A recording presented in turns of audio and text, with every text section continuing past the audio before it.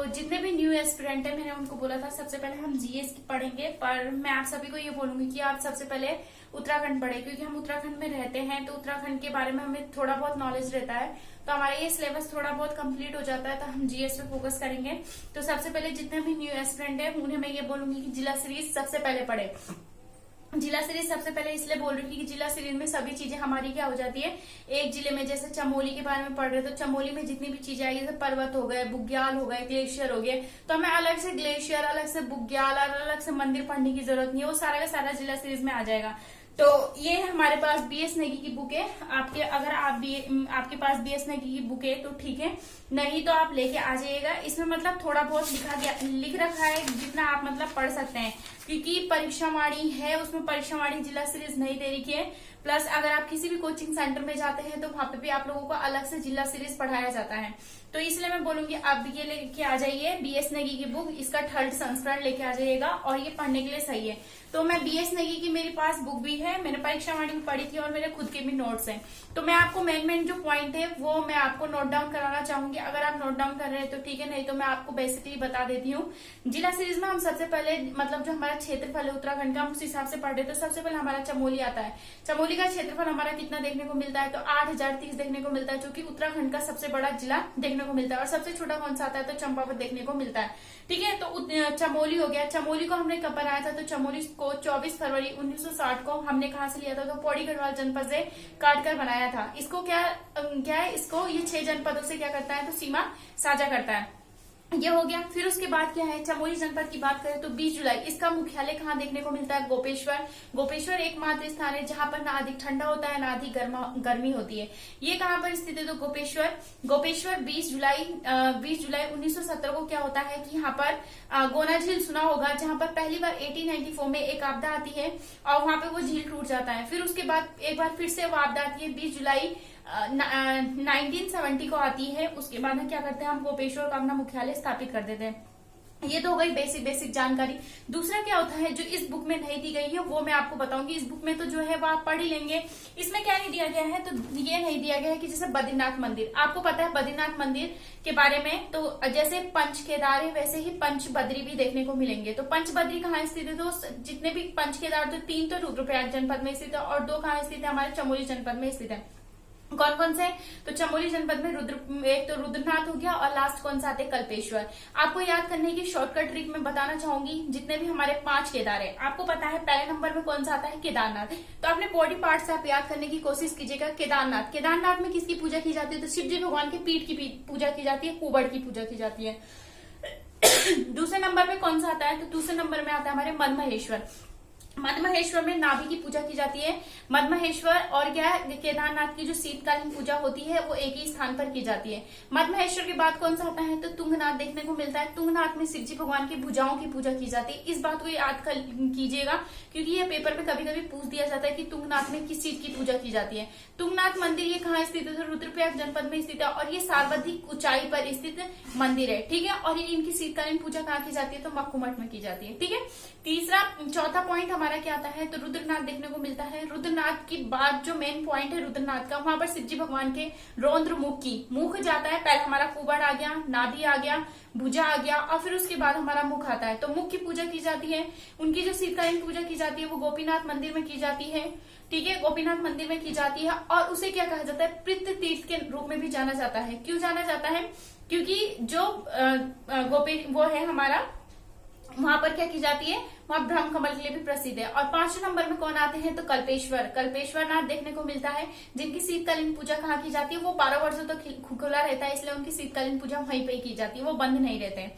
ठीक है, तो ये हमारे क्या हो गए, 5 बद्री हो गए, 5 केदार हो गए। हमारे क्या होते हैं, तो 5 बद्री भी मैंने 5 केदार बता दिए, 5 बद्री, तो 2 मैंने 3 केदार बताए थे, तो उनकी पूजा कहाँ की जाती है, तो रुद्रप्रयाग में की जाती है। और 2 जो हमारे रुद्रनाथ है और कल्पेश्वर थे, इनकी कहाँ की जाती है, तो चमोली जनपद में की जाती है। फिर वैसे ही हमारे 5 बद्री आते हैं जो कि हमारे इसमें नहीं बताया गया, बस खाली उन बद्रियों के बारे में बता दिया कि क्या क्या मतलब है।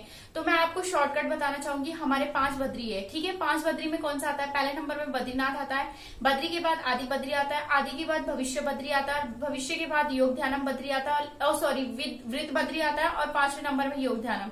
आपको याद कैसे करना है, तो पहले नंबर में बद्रीनाथ हो गया, बद्रीनाथ के बाद आदि बद्री के बाद क्या होगा, भविष्य आएगा, भविष्य देखते हैं हम, भविष्य बद्री हो गया, भविष्य के बाद हम क्या देखने को मिलता है, तो भविष्य के बाद हम क्या हो जाते हैं, बूढ़े हो जाते हैं, और बूढ़े होने के बाद हम क्या करते हैं, तो योग मतलब ध्यान करने लग जाते हैं, तो वो हमारा 5वां हो जाएगा। बद्रीनाथ के बारे में कुछ पॉइंट बताना चाहूंगी, तो बद्रीनाथ मंदिर जो है वो नर एवं नारायण, आपको पता है कहाँ है, पर्वतीय चमोली जनपद में स्थित है, यह अलकनंदा नदी के तट के किनारे स्थित है। प्लस हमारा क्या देखने को मिलता है, जो बद्रीनाथ को पुराणों में क्या कहा गया है, मुक्ति प्रदा के नाम से, योग सिद्धा के नाम से बोला गया है, या बद्रिका आश्रम के नाम से बोला जाता है। जो बद्रीनाथ मंदिर है वो 3 मंडलों में मतलब 3 भागों में विभक्त किया गया है। पहले नंबर में गर्भगृह आता है, फिर दूसरे नंबर में आता है हमारा मंडल, और सबसे लास्ट में कौन आता है, सिंह द्वार आता है।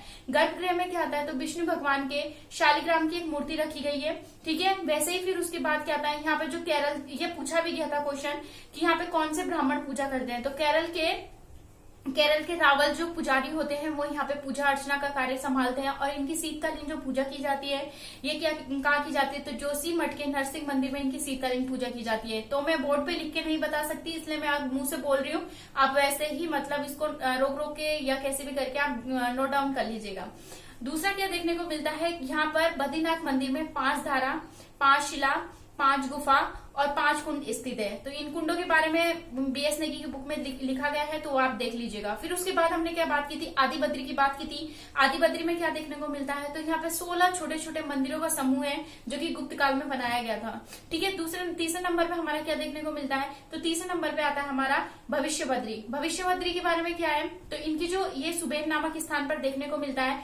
यहाँ पर विष्णु भगवान की जो होती है धड़हीन नाम कहता है, धड़हीन, उसमें धड़हीन जो वो है वो वहां पर उनकी पूजा की जाती है, और मान्यता है कि जब तक कलयुग आएगा ये क्या हो जाएगा, पूरी तरीके से लुप्त हो जाएगा। और चौथे नंबर में कौन सा आता है, तो चौथे नंबर में वृद्ध बद्री आता है, जिसे प्रथम बद्री के नाम से जाना जाता है। आदिगुरु शंकराचार्य ने इसे क्या कह रखा है, तो प्रथम बद्री। अगर आपसे क्वेश्चन पूछा जाए पेपर में कि प्रथम बद्री किसे कहा जाता है, तो वृद्ध बद्री को प्रथम बद्री ही कहा जाता है, ठीक है। यहाँ ये कहाँ पर स्थित है, तो अनुमठ नामक स्थान पर। लास्ट में कौन सा आता है, तो योग ध्यानम बद्री आता है, जो कि पांडुकेश्वर में स्थित है। और यहाँ पे क्या है, पांडवों के पिता थे पांडुकेश्वर, उन्होंने यहाँ पर क्या किया था, तपस्या किया था। तो ये मेरे खुद के नोट्स है जो कि मुझे खुद ही याद थे, तो वो मैंने आपको बता दिया। फिर उसके बाद हमारा क्या आता है, आपने सुना होगा पंचप्रयाग। पहले नंबर में क्या आता है, जब अलकनंदा वहां से बहना शुरू करती है, चमोली से ही अलकनंदा निकलती है सतोबंध ग्लेशियर से, तो सबसे पहले विष्णु प्रयाग मिलता है, नंद प्रयाग मिलता है, कर्ण प्रयाग मिलता है, रुद्र प्रयाग मिलता है और देव प्रयाग में अलकनंदा और भागीरथी का संगम हो जाता है। तो पहले नंबर में हम बात करेंगे विष्णु प्रयाग की। विष्णु प्रयाग में किसका, अलकनंदा और पश्चिमी धौली गंगा का संगम होता है, ठीक है। फिर उसके बाद थोड़ा आगे जाते हैं, ये हमारा विष्णु प्रयाग में हो जाता है। विष्णु प्रयाग के बाद कौन आता है, नंद प्रयाग में अलकनंदा और नंदाग्नि का संगम होता है, नंद प्रयाग हो गया। फिर उसके बाद आता है हमारा तीसरा कर्ण प्रयाग, और दूसरे का नाम क्या आता है, कर्ण प्रयाग में किसका होता है, अलकनंदा और पिंडर नदी का संगम होता है, ठीक है। फिर उसके बाद चौथे नंबर में क्या आता है, तो चौथे नंबर में हमारा देखने को मिलता है रुद्रप्रयाग में किसका संगम होता है, तो अलकनंदा और मंदाकिनी का संगम होता है। और पांचवा, ये क्वेश्चन आया भी था कि मंदाकिनी किधर की तरफ से, थोड़ा उल्टे तरफ से बहती है और सारी नदियां दूसरी तरफ से आती है।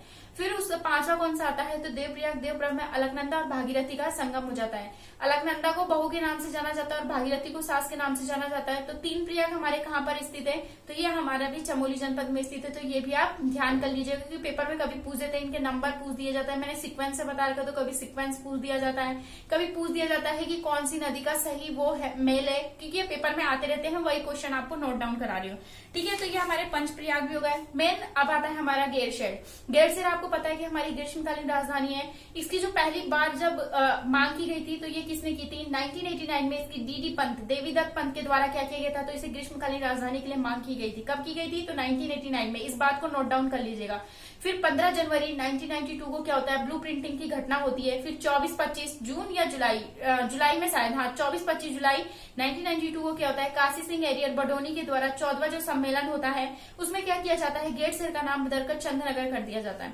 ये पूरी कहानी चलती रहती है। उसी समय क्या होता है कि गैरसैंण को राजधानी बनाने का जोरों शोरों से मतलब आंदोलन चलने लग जाता है। उसी समय क्या होता है, एक आयोग का गठन किया जाता है, जिसका नाम क्या था, दीक्षित आयोग का नाम होता है। दीक्षित आयोग का एक बहुत बार क्वेश्चन पूछा भी गया है कि दीक्षित आयोग का गठन कब किया गया है, तो दीक्षित आयोग का गठन 11 जनवरी 2001 को क्या किया जाता है, दीक्षित आयोग का गठन किया जाता है। 2003 में इसके एक अध्यक्ष बनाए जाते हैं, जिनका नाम क्या था, जस्टिस वीरेंद्र दीक्षित को बनाया जाता है। और इनकी पहली रिपोर्ट 17 अगस्त 2008 को मतलब पेश की जाती है, जिसे क्या सरकार अस्वीकार कर देती है। फिर उसी समय क्या आते हैं, विजय बहुगुणा जी आते हैं, उनके द्वारा 14 फरवरी 2013 को भराड़ीसैंण में क्या किया जाता है, शिलान्यास कर दिया जाता है गेटसेर के एक विधानसभा बनाने के लिए। फिर उसके बाद क्या होता है, 2014 में विधानसभा क्या है, गेटसेर विकास परिषद का गठन किया जाता है, और यहाँ पर जो पहली बैठक होती है वो किसी विद्यालय में किया जाता है, क्योंकि भवन का निर्माण नहीं हुआ था। तो वहां पे पहली बार कब किया जाता है, तो ये किया जाता है 9 जून से लेकर 11 जून तक किया जाता है इसका निर्माण। 11 जून तक किया जाता है, हाँ ठीक है, 11 जून तक किया जाता है। और फिर उसके बाद फाइनली क्या होता है कि एक टाइम आता है 4 मार्च 2020 को त्रिवेंद्र सिंह रावत के द्वारा घोषणा कर दी जाती है कि गेटसेर को हम अपनी ग्रीष्मकालीन राजधानी बनाएंगे।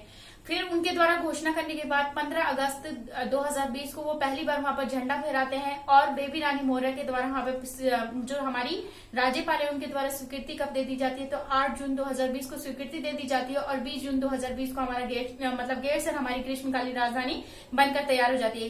ग्रीष्मकालीन राजधानी क्या होती है कि 6 महीने के लिए राजधानी बनती है वो हमारी, ठीक है। फिर ये हमारा ये पॉइंट हो गया। गेटसेर के बारे में बता दें, इसको पढ़ लीजिएगा, क्योंकि अभी हमारा विधानसभा जो सत्र हुआ था इस बार गेटसेर में हुआ था, तो ये क्वेश्चन पूछ सकता है, ठीक है। फिर उसके बाद हमारा कौन सा आता है, माड़ा गांव। माड़ा गांव आपको पता है कि ये चर्चा का विषय है, क्योंकि माड़ा गांव क्या बन चुका है, तो ये हमारे भारत का भी और उत्तराखंड का प्रथम गांव बन चुका है। पहले क्या था, हमारा भारत का अंतिम गांव बोला जाता था। तो माड़ा की बात बताऊं, माड़ा क्या आता है, तो ये हमारा अलकनंदा व सरस्वती नदी के संगम पर स्थित है, ठीक है। संगम पर स्थित, जब अलकनंदा नदी तंत्र पढ़ेंगे तो उसमें आपको पूरा डिटेल में मिल जाएगा। प्लस ये इसे क्या कहा जाता है, तो केशव प्रयाग के नाम से भी जाना जाता है। और सरस्वती जो नदी, अलकनंदा और सरस्वती नदी है, वहां पर एक पुल बन रखा है जिसे भीम पुल के नाम से जाना जाता है। यहाँ पर 3 गुफा मेन इंपॉर्टेंट है, अगर आपसे पूछा जाए कौन कौन सा, तो गणेश गुफा हो गया, व्यास गुफा हो गया, और दूसरे का नाम क्या था, मुचकुंद गुफा। यहाँ पर मान्यता है कि व्यास जो जी थे ना, उन्होंने मिलकर यहाँ पर क्या लिखा था, जो हमारा हाँ यहाँ पर उन्होंने क्या लिखा था, मतलब भगवत जो कथा थी वो उन्होंने लिखा था यहाँ पर बैठ के। तो ये फिर उस तीसरा पॉइंट क्या आता है हमारा, ओली के बारे में आपको पता है कि यहाँ पर मतलब आए दिन यहाँ पर गेम्स होते रहते हैं। तो इसकी स्थापना तत्कालीन प्रधानमंत्री इंदिरा गांधी के द्वारा किया गया था। कब किया गया था, तो जुलाई 1983 को किया गया था। फिर यहाँ पे हम ओली महोत्सव मनाने लग गए थे, कब, 1987 से मनाना। और यहाँ पे रोपवे की शुरुआत कब की गई थी, तो 1993 में किया गया था। अक्टूबर 1993 को यहाँ पे रोपवे की शुरुआत की जाती है। एशिया का सबसे लंबा रोपवे आता है 4.15 इतने किलोमीटर का है, ये लंबा देखने को मिलता है। रामायण महोत्सव ये आपको पता है चमोली का है, तो ये पढ़ के जाइएगा, ये इंपॉर्टेंट है रामायण के बारे में। इसे विश्व में प्रसिद्धि कब मिली थी, 2 अक्टूबर 2009 को इसे अमूर्त धरोहर में शामिल किया गया था। तो अमूर्त धरोहर हमारे अभी भारत में टोटल 14 आते हैं, ठीक है। अमूर्त धरोहर की संख्या 14 आती है, हाँ 14 ही है अभी अमूर्त धरोहर। नवीनतम कौन सा आता है, तो दुर्गा पूजा देखने को मिलती है। और जो हमारा सबसे मोस्ट इंपोर्टेंट है वो आपको पता है, नंदा देवी राजजात यात्रा। तो नंदा देवी राजजात यात्रा मैंने क्या कहा था, जिला सीरीज आप पढ़ेंगे तो जिला सीरीज में आपको सब चीज देखने को मिलेगा, सारी चीजें उसमें मतलब हो जाएगी। तो हमारा नंदा देवी राजजात यात्रा जो कि आपको पता है कि प्रत्येक 12 वर्षों में होता है, 280 किलोमीटर की यात्रा है। ये कहाँ है, चमोली के गौरीकुंड से शुरू होती है, और एक जागर कहाँ, हेमकुंड साहिब में खत्म होती है, ठीक है। हाँ, हेमकुंड साहिब में खत्म होती है। तो ये पूरी कहानी है, मतलब कुछ मैं भूल गई हूँ कि काफी टाइम से मैंने, सॉरी, नौटी से शुरू होती है, और हेमकुंड में जाकर समाप्त होती है। रूपकुंड हो गया, ये सारी की सारी चीजें आप नोट डाउन कीजिएगा और पढ़ लीजिएगा। तो अभी मैंने जिला सीरीज का पहला चैप्टर बता दिया, नेक्स्ट चैप्टर मैं कल बताऊंगी, तब तक आप इसे पढ़िए। थैंक यू फॉर वॉचिंग, और आप ज्यादा से ज्यादा लोगों तक मेरी वीडियो को शेयर कीजिए, जिससे कि मैं मोटिवेट होकर आप लोगों के लिए और वीडियो डाल सकूं। अगर आपको अच्छी लगे मेरी वीडियो तो आप कमेंट करें और शेयर करें, कि जिससे मेरा भी मोटिवेशन बढ़े। Thank you.